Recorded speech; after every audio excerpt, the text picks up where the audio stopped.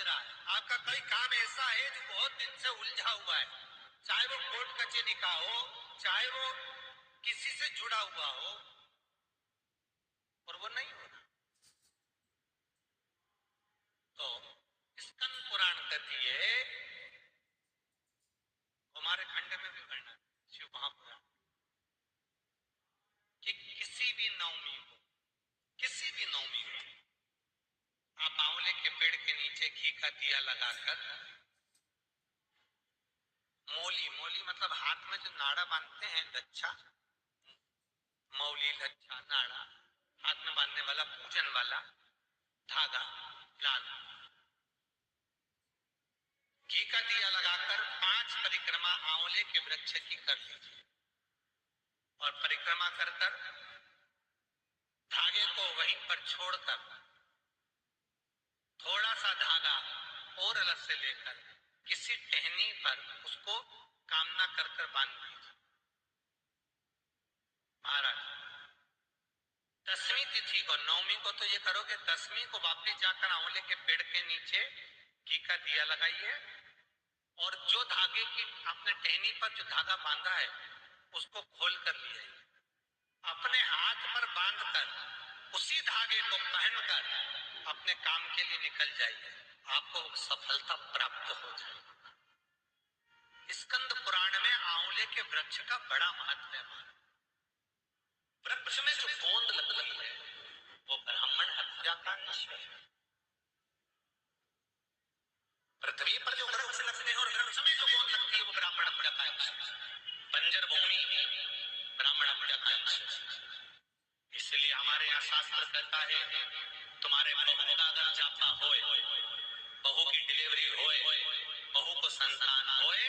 तो खूब घी में गोंद तल तल कर खिलाओ,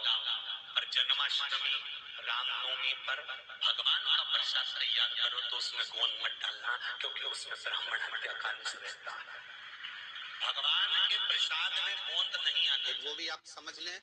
कि जैसे अष्टमी तिथि या नवमी तिथि, किसी भी महीने चाहे शुक्ल पंच की हो चाहे कृष्ण पक्ष की, अष्टमी और नवमी तिथि ये 2 तिथियां ऐसी है, मान लो तुम्हारा पैसा तुमने किसी को दिया, 5 लाख, 4 लाख, 3 लाख, 10 लाख, 8 लाख, 2 लाख, 50,000, 25,000, 20,000, 40,000, और वो पैसा नहीं दे रहा, आप हार रहे थे कर फोन लगा तो भैया दे दे रहे, परेशान ये दे दे रहे भैया, हम तो परेशान, और हार रहे नहीं मिल रहे। महाराज, किसी भी अष्टमी या नवमी तिथि के दिन आप माँ जगत जननी जगदम्बा का शिव के साथ में शिव शक्ति का स्मरण कर कर देवी के नाम की 9 आहुतियां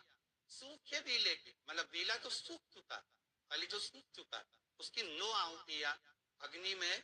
शंकर और सती के नाम से, शंकर और शिव के नाम से समर्पित करें, और आखिरी आहुति जो समर्पित करें उसमें बार दिन भर में से कितनी बार, 7 बार विष्णु पुराण कहती है, ऐसा कोई दिन नहीं होता जिस दिन दरवाजे पर 7 बार लक्ष्मी आकर खड़ी नहीं होती। कल एक कथा कही थी आपको कि प्रत्येक मनुष्य के भाग्य में सुख लिखा है, केवल मंथन करना। भविष्य पुराण कहती है 7 बार लक्ष्मी प्रत्येक मनुष्य के दरवाजे पर जाकर खड़ी होती है, पर द्वार पर चप्पल पड़ी होने के कारणवश वो लौट कर चली जाती है। बहुत ध्यान दीजिएगा, हमारे थोड़ा सा आपको बुरा लगेगा, लग जाए, पर शिव पुराण है, जीवन संवार देगी तो अच्छी बात है, जीवन संवार दे तो अच्छी बात है। मंदिर के द्वार पर हम जब चप्पल छोड़ते हैं, जिस मंदिर की चौखट पर चप्पल छोड़ी है, आप जितनी देर आराधना में लगे रहते हैं उतनी देर तक आपकी चप्पल पर जितने लोग लांग कर जाते हैं, जितने लोग लांग कर प्रवेश करते हैं, उसका भी दुख आपके भाग्य में आता चले जाता है। ध्यान दीजिएगा, चप्पल का भविष्य पुराण में पढ़िएगा कभी की पादुका का महत्व क्या है, पादुका किस ओर उतारना चाहिए, पादुका को कहाँ रखना चाहिए, किस जगह पर बुआरी झाड़ू को रखना चाहिए, किस जगह पर चलनी को रखना चाहिए, सुई, उस सुई को जिस हाल में सब बैठते हैं उस हाल में क्यों रखा जाता, सुई तो इतनी सी है,